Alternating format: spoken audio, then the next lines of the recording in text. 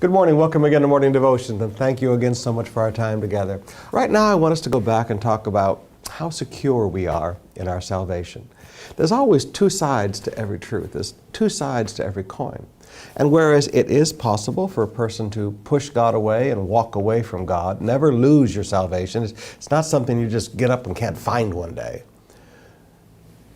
There is also the concept that we are very secure, and I want to show you at least one reason why.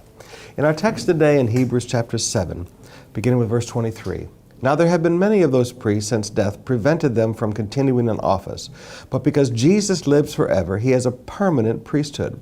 Therefore, he is able to save completely those who come to God through him, because he always lives to intercede for them." What a beautiful truth. Your Savior sits at the right hand of the Father, and he's always praying for you. Therefore, he is able, because he lives forever, he is able. It did not say he does it. He's capable of this. Now, you can still push him away, but if you won't push him away, even when you're being foolish, even when you're being faithless, he will be faithful. Even when you're screwing up royally, he is able to save completely those who come to God through him, because he always lives to intercede for them. Now, some of you are listening to me today, and you've been living wrong. You've been messing around. You've been sleeping with people that you're not married to.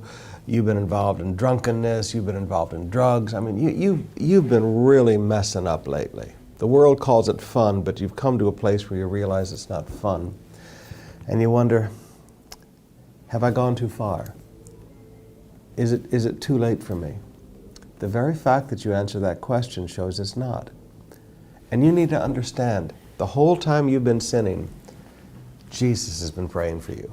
The whole time you've been walking away from him, Jesus has been at the right hand of the Father, praying for you, interceding for you, reaching out for you, touching your heart, sending people into your life, planting people around you. Jesus never wants to turn loose of you. He loves you with all of his heart.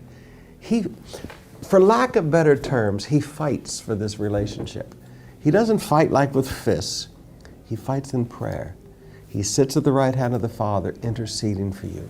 Angels are sent around you. God plants workers around you. People are saying things to your life.